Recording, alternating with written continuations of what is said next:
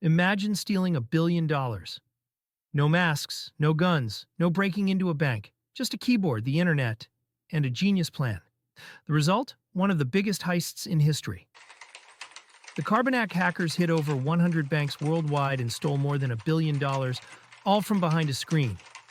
How did they pull it off? And how did banks become the last ones to realize they were being robbed?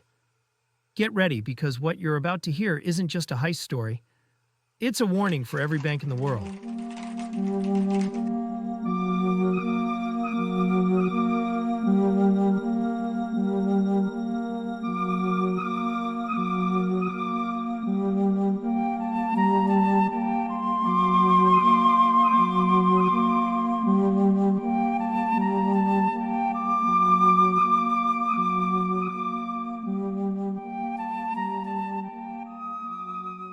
Welcome to Owl Limpo.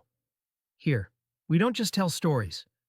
We uncover some of the smartest and most dangerous hacks and heists in history. Today, we've got three of the biggest and most genius cyber heists ever pulled off. So buckle up. Let's dive in. All right, so picture this.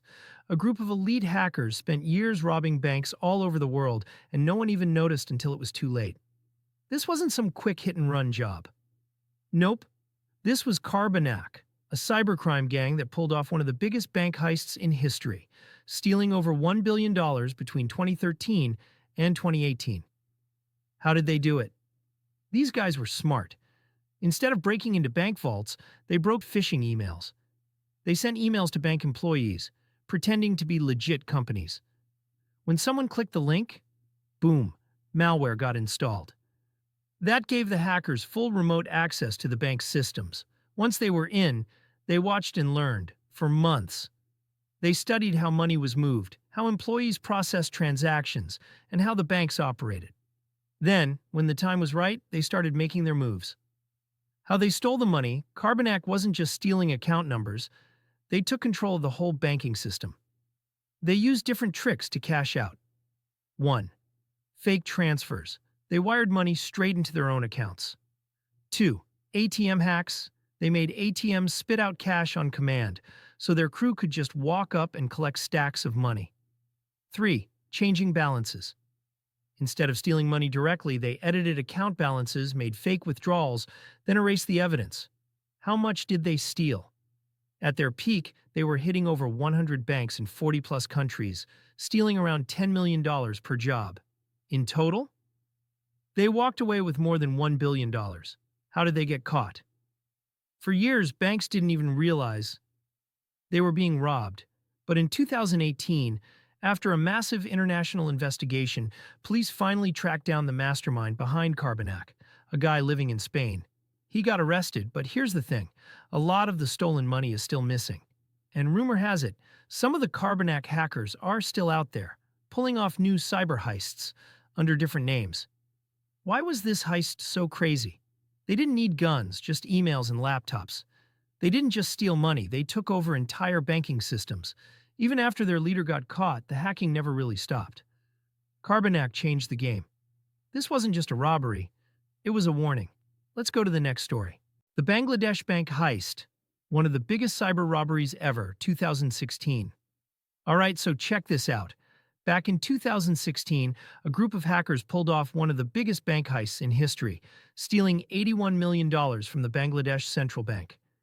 And get this, they did it by hacking SWIFT, the global system banks use to transfer money. How it all started. These hackers were no amateurs. They planted malware inside the bank's system, just watching and learning how money moved around. Once they knew exactly how things worked, they made their move. The heist, how they pulled it off. Once inside, they started sending fake money transfer requests to the Federal Reserve Bank of New York, where Bangladesh's bank kept its US dollars. The plan? To steal nearly $1 billion by transferring it to fake accounts in the Philippines and Sri Lanka. They successfully transferred $81 million to a bank in the Philippines, RCBC Bank. But then, they made one tiny mistake that blew everything up. The typo that ruined the plan. One of the transfers was supposed to go to a fake charity called Shalika Foundation in Sri Lanka, but the hackers misspelled the name. That typo raised red flags, and the bank put the transaction on hold. This gave investigators just enough time to realize something shady was going on, and they stopped the rest of the money from leaving. Where did the money go? The $81 million that did get transferred ended up in the Philippines. It was quickly laundered through casinos and gambling networks, making it nearly impossible to trace. Most of it vanished, and only a tiny fraction was ever recovered. Who was behind it? After digging deep, cybersecurity experts pointed fingers at Lazarus Group, a hacking gang linked to North Korea. Yeah, an entire country might have been behind this heist. How did banks react after this? SWIFT had to beef up its security big time. Banks started double-checking major transactions manually. Staff got trained to spot cyber threats before they happen. Why was this heist such a big deal? It exposed how vulnerable banks really are to cyber attacks.